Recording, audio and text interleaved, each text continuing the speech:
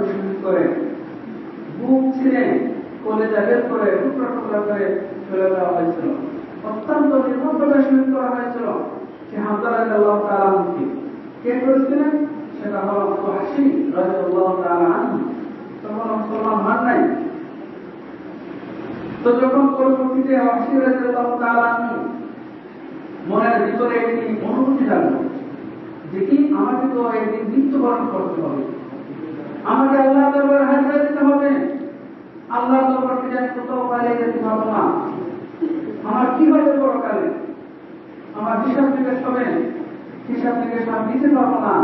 জাহান্নাম ছাড়া আমার কোনো গতি নেই।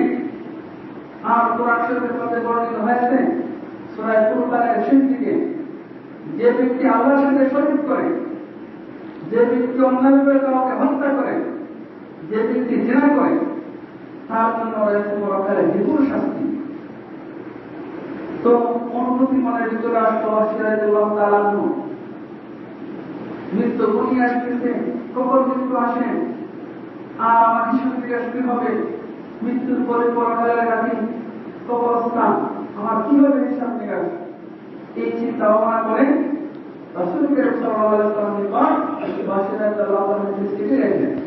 চিঠির মধ্যে উল্লেখ করলেন, তখন আল্লাহর রাসূল কোরআন শরীফের মধ্যে বর্ণিত হয়েছে, যে ব্যক্তি আল্লাহর সাথে শরীক করিবে, যে ব্যক্তি কাউকে অন্যায়ভাবে হত্যা করিবে, যে ব্যক্তি জিনার বিচার করিবে, তার জন্য পরকালে জীবন শাস্তি রয়েছে। আমি মুসলমান হইতে চাই, আমি তওবা করে ফিরে আসতে চাই, আমার জন্য কি কোনো ইসলামে গ্রহণ করার কোন পথ রয়েছে? তখন রাসূল করিম সাল্লাল্লাহু আলাইহি ওয়াসাল্লামের প্রত্যুত্তরে চিঠির প্রত্যুত্তরে লেখেন, আল্লাহ পাক রব্বুল আলামিনের একটি আয়াত, সেটা হলো ইল্লা মান তাবা ওয়া আমানা ওয়া আমিলা আমালান সালিহান ফাউলাইকা ইউবাদদিলুল্লাহু সাইয়্যাতিহিম হাসানাত। যে ব্যক্তি তওবা করবে, যে ব্যক্তি আল্লাহর নিকট ঈমান নিয়ে আসবে, যে ব্যক্তি নেক আমল করবে, তার জন্য রয়েছে পরকালে আল্লাহ তাআলা পুরস্কার। তার সমস্ত গুনাহ আল্লাহ পাক রব্বুল আলামিন মুছে দিয়ে সেটাকে নেকে পরিণত করে দিবেন। সুবহানাল্লাহ। যখন রাসূল করিম সাল্লাল্লাহু আলাইহি ওয়াসাল্লাম তার চিঠির প্রত্যুত্তর লিখলেন যে ও ওয়াহশী, তুমি আল্লাহর সাথে শরীক করেছো, সমস্যা নেই। তুমি আমার চাচা হামজা রাদিয়াল্লাহু তাআলা আনহুকে শহীদ করেছো, সমস্যা নেই। তুমি জিনার বিচার করেছো, সমস্যা নেই। তবে তুমি তওবা করে ঈমান নিয়ে এসে নেক আমল করো, আল্লাহ তাআলা তোমার সমস্ত পাপ মুছে দিয়ে সেটাকে নেক দ্বারা পরিবর্তন করে দিবেন। সুবহানাল্লাহ।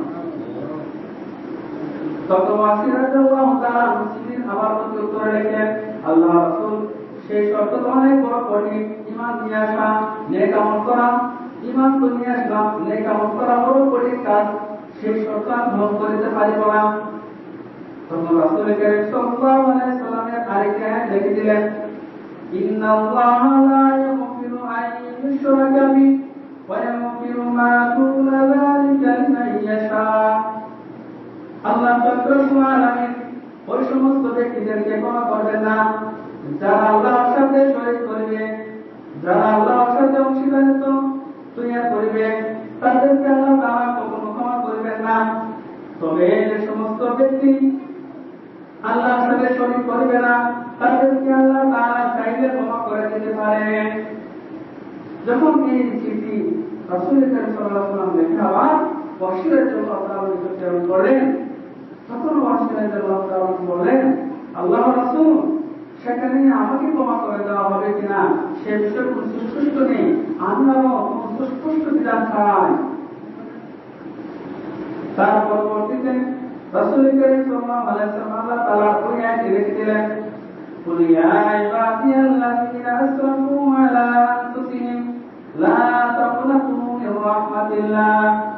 হে নবী, আপনি আমার বান্দাদেরকে জানিয়ে দেন, যারা নিজের উপর জুলুম করেছে, যারা নিজের উপর অন্যায় বিচার করেছে, তারা যেন আল্লাহর রহমত থেকে নিরাশ না হয়। যখন এই আয়াতটি রাসূল সাল্লাল্লাহু আলাইহি ওয়াসাল্লাম লেখেন, ওয়াহশী রাদিয়াল্লাহু তাআলা প্রেরণ করলেন, তখন ওয়াহশী রাদিয়াল্লাহু তাআলা মুসলমান হলেন। আর অন্যায় অবিচার আল্লাহর সাথে শরীক করেছেন। হাসির রাদিয়াল্লাহু তাআলা সবচেয়ে বড় গুনাহগার। রাসূলের কি হামজা রাদিয়াল্লাহু তাআলা ওনাকে বদর প্রান্তরে নির্মমভাবে শহীদ করেছেন, জিনার বিস্তার করেছেন। তারপর আল্লাহ তাআলা সেই ওয়াহশী রাদিয়াল্লাহু তাআলার জন্য একে একে শিক্ষা নাযিল করে ওয়াহশী রাদিয়াল্লাহু তাআলাকে ক্ষমা করে দিয়েছেন। আর আমরা যারা মুসলমান, আমরা কিন্তু অন্যায় কাজ করি নাই, সাধারণ টুকটাক অন্যায় করতে পারি। এই জন্য আমরা যদি আল্লাহর কাছে তওবা করি, আল্লাহর কাছে মাফ চাই, আল্লাহ অবশ্যই আমাদের